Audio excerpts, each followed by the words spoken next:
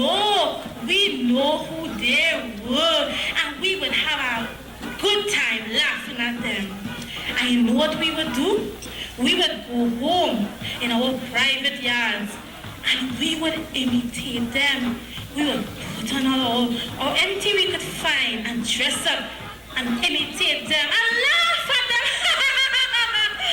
Oh, we did lots of social commentary, satires, you name it. Oh boy, we had a fun time laughing at them. Oh my goodness. And then we would go down to the Juve.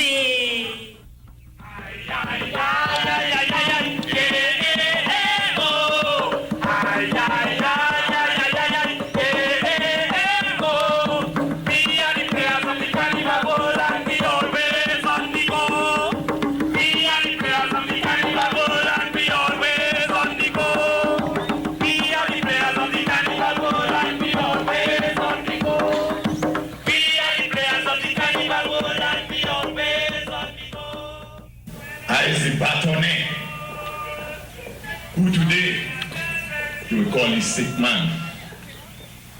In years gone by, we reign, we rule the streets around Carnival time. We started in the Congo, and we come all through the ages. You could see all through the Cane, all through the Caribbean, and we arrive here today. You could recognize me anywhere you see me, always in the Gaia, where we circle, where we fight, and then we strike. And when we strike, that is it. Blood. In the blood hole. We have a blood hole where you go and drip it. Tradition.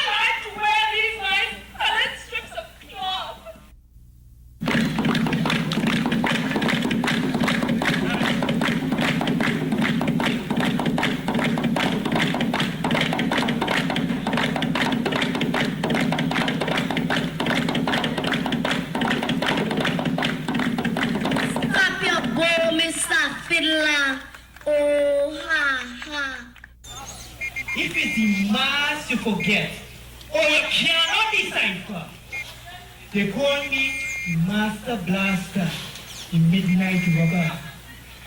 With my broad brim hat and cape, I roam destruction road. But you must know that the greatest weapon I have is the spoken word. If you have a secret in society, or you have done wrong, my word will seek you out, conquer, and then sing a little song.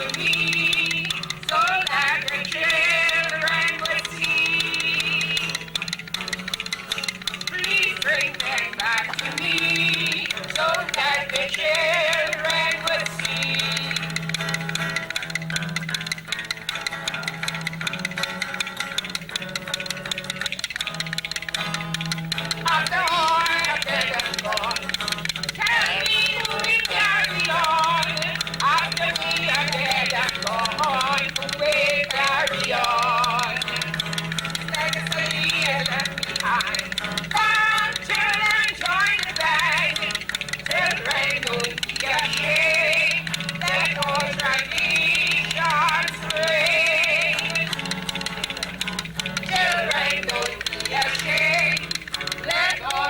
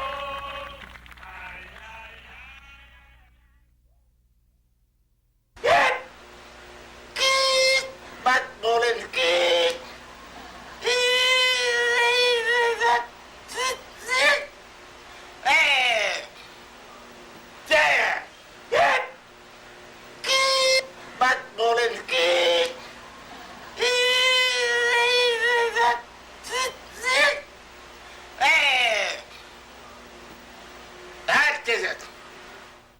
I started playing old mass, taking my pants off, turning wrong side, sweeping people's yard for cent and penny. I left that scene and I went into the bigger arena. I started playing back from the 10 years old.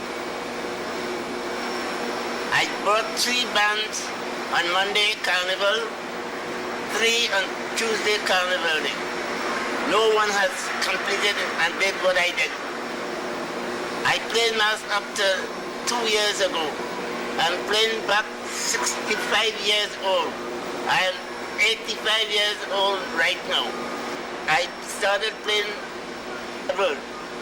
Amerindian, Red Indian. I played back Red Indian, Amerindian, Red Indians, Dub, and Burricane. I have traveled all over the West Indies playing back. I went to America, played back. I went to Barbados. I played back for the last 10 years abroad. I used to play mass with my dad as a child from the age of 9 years old until about 15 years. Those days were very important days for my life because I got to perform a very great art form, which is the vintage mass called Antique Carnival, which is old-time carnival. My dad has imparted a lot of knowledge onto me and the youngsters in my neighborhood, where we used to play mass with my dad as children. Those days were very nice days when we used to play mass. You used to go all over to the savannah and downtown, and people who liked seeing the bat mass used to applaud us and give us money in our hand. They loved to see the bat, they loved to see the dancing of the bat, and everybody enjoyed the venue of the bat. I gave my name as the Gaspari Cave Bat, and I am still the Gaspari Cave Bat. So when calling for bat, call for the Gaspari Cave Bat, and I will present myself. I thank the public for applauding me and giving me all the clapping that I deserve. I never regret one moment of my playing mass, and I feel I can play 10 more years mass right now, because mass is a thing, you jump, you sit down, you jump, you sat down, and all kind of thing. So I figure, if you call upon me, I can stand up for the mass.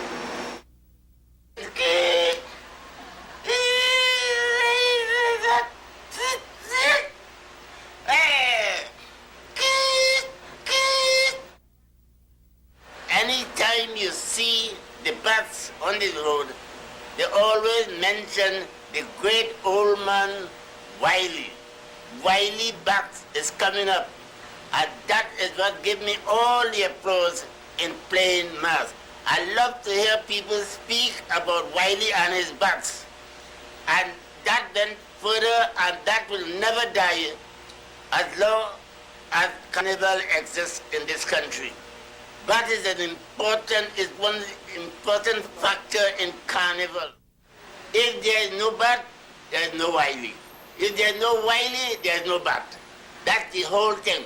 The foreigners come and ask for Wiley and his bat. Why? He display to the public. And the public all live with their mind. I enjoy Wiley and his bat. I enjoy Wiley and his Amerindian, Red Indian. I enjoy the job, which is causing a lot of portraits in this country. When I'm not playing bat, this is what I do for my living as a dental technician. It's always good to have a little profession. Nobody would make style on you. You can earn your own living. You don't have to depend on a boss. You must be your own boss, and that is what I predict.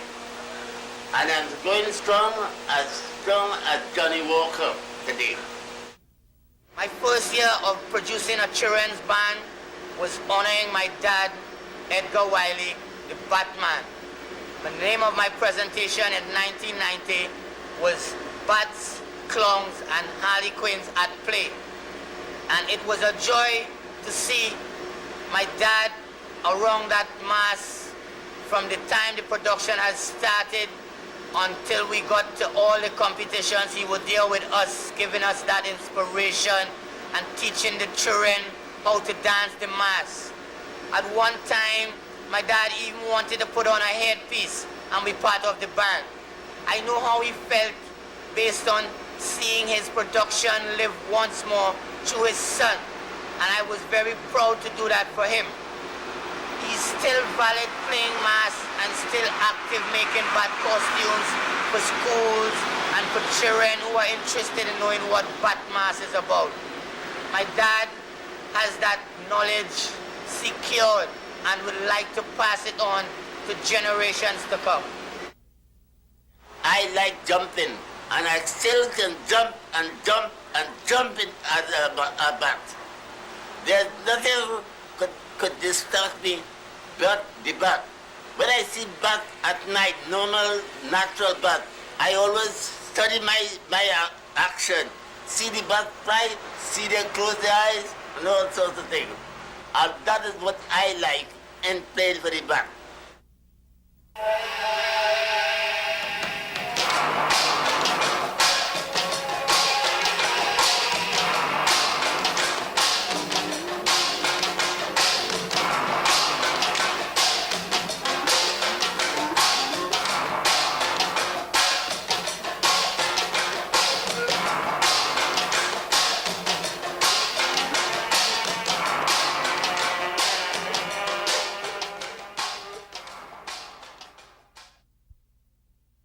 Traditional masqueraders, much too few.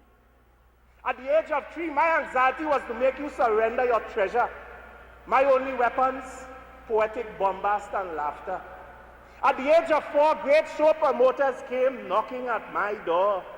At the age of 5, I was wanted by the National Carnival Commission and Bakaila Vila, who talked 10 Best Village, Tobago Heritage, for the great deeds I have done and the wondrous speeches I have performed.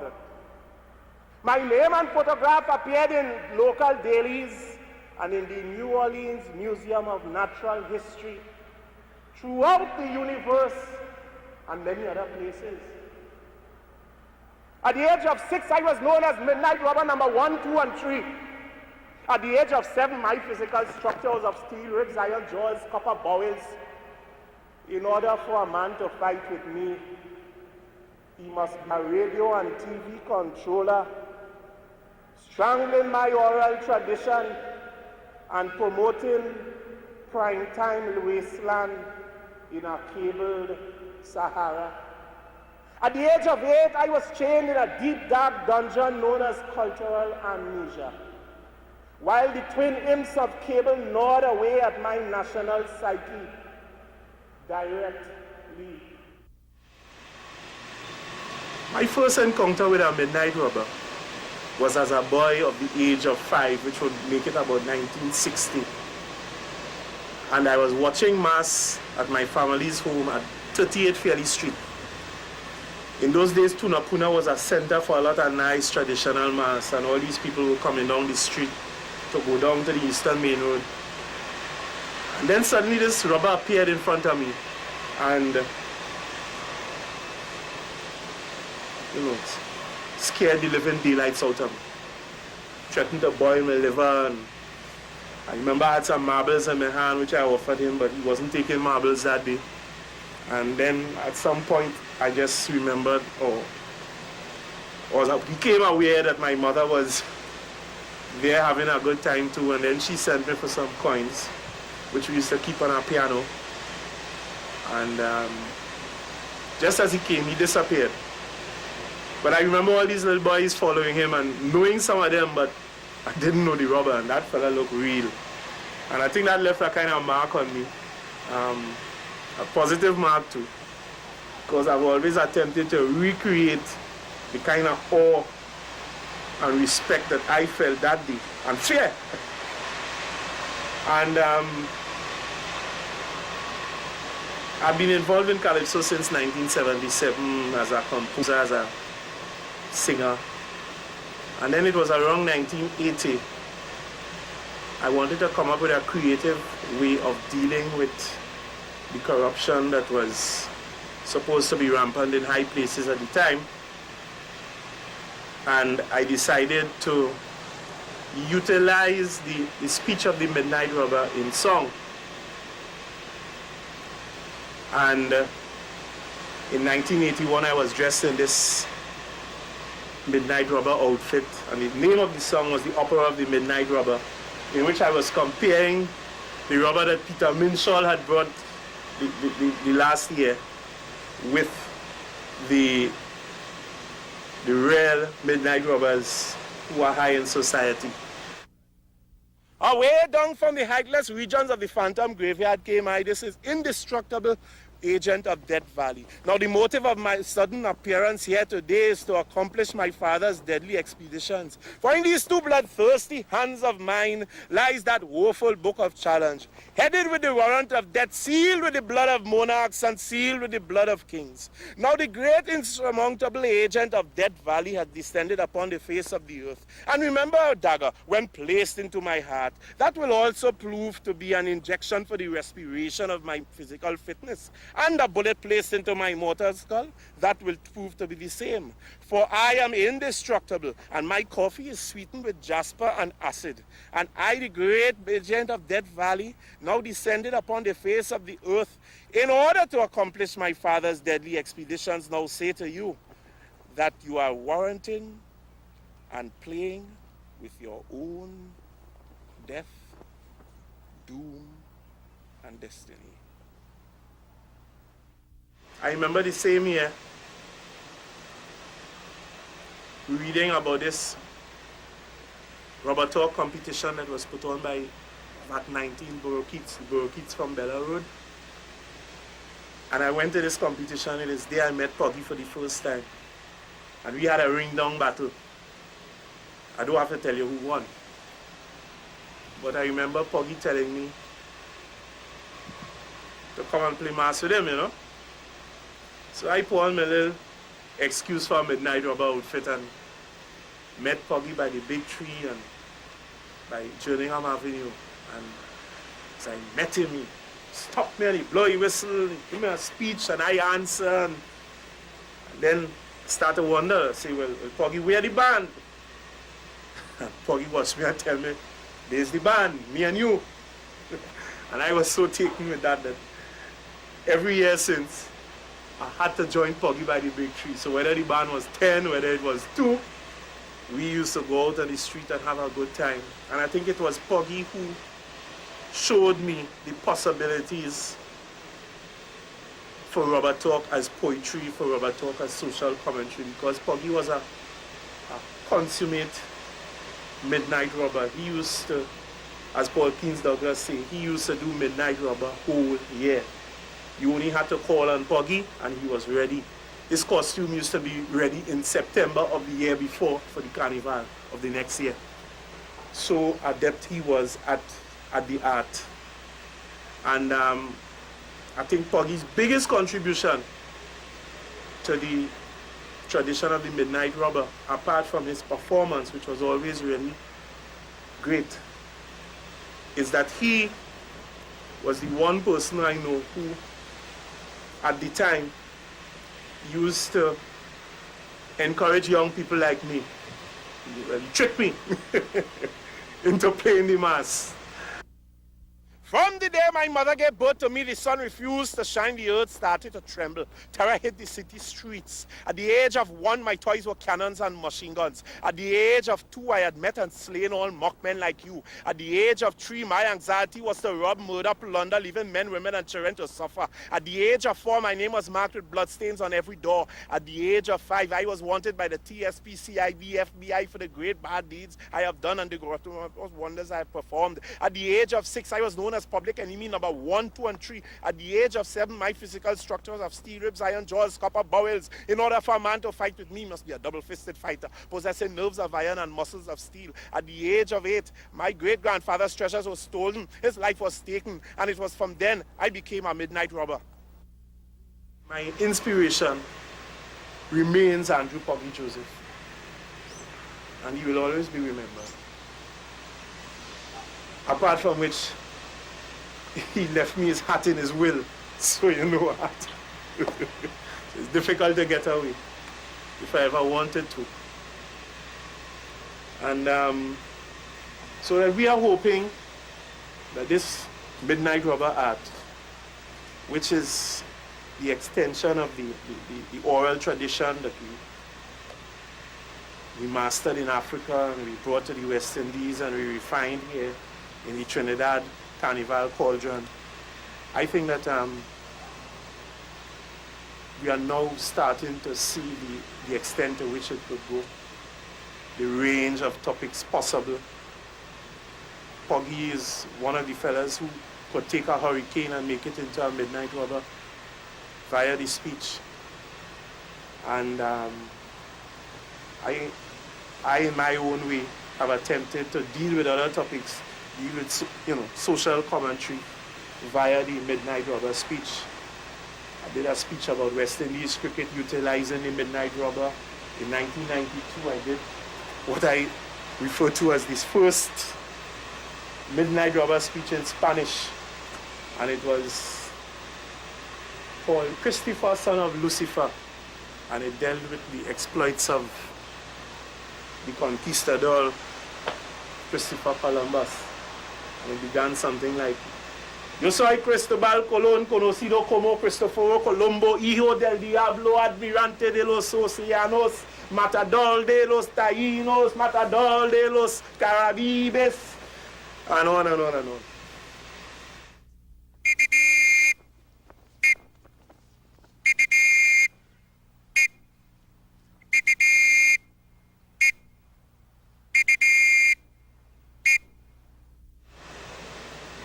The thing is that the rubber talk idiom is found in all aspects of the culture. Even the name Christopher, son of Lucifer is the first line of a Sparrow Calypso. I am Christopher, son of Lucifer, and I'm real bad. And then there's another famous one that the Roaring Lion did in an extemporaneous contest with Executor and Attila. The earth is trembling and tumbling and heroes are falling and all because the lion is roaring. My tongue is like the blast of a gun. When I frown, monarchs have to bow down to the ground. Devastation, destruction, desolation and damnation, all these I'll inflict upon insubordination. For the lion in his power is like the rock of Gibraltar. Talk, rubber man. But in the tradition of the midnight robber, we do a lot of boasting, we make a lot of outlandish claims. For example, just in the newspapers yesterday, Rupert Archibald from Siparia was claiming that, he had all these encounters with all these robbers, including Commenter, which is my calypso sobriquet. And he said, Commenter used to run from him when he talked. But the reincarnation of Okangasiro, who has crossed swords with the agent of Death Valley. You think I could ever run from Rupert from Sipari? Stop, drop your keys and bow your knees and call me the Prince of Darkness. Get down from my throne. Peter Minshaw, that midnight robber, was only a mass of bone. When he come out to kill or slay, he got to point revolver at men. But when this robber come to plunder, all he need is a ballpoint pen. I ain't pulling off no robbery, risking shootout with Randy B. When I could open an agency for an aeroplane company. Tell Minshaw, give me back me crown. Give me back me crown, give me back me crown. Tell Minshaw, give me back me crown. I am the king robber in the tongue. And many years after I proceeded to hone my skills, I went into the Bella Road area of Belmont, a place of many midnight robbers and calypsonians, including the late great Lord Beginner. And the Belmont Baroquettes had this rubber talk competition, and it was that first occasion that I encountered the notorious agent of Death Valley, my great and good friend, the deceased Poggy. And how well I remember that first competition because Puggy was the best. But he had to meet me in the test. And after the competition, Puggy said to me, why don't you play the Midnight Rubber on the streets of Carnival and bring some of your speeches across? Oh yes, I was supposed to meet him by the big tree, by the salmon tree, by the savannah. And this I did. On a Carnival Monday afternoon at 1 p.m. And he stopped me and he told me at the age of 1, my toys were cannons and machine guns. And at the age of 2, I met and slain all mockmen like you. You know, Puggy was a real master of the Midnight Rubber talk for true. To my consternation, I looked around for the band. And I said, Agent of Death Valley, where is the band? And the great Midnight Rubber, who I affectionately called Puggy, told me, the band is we.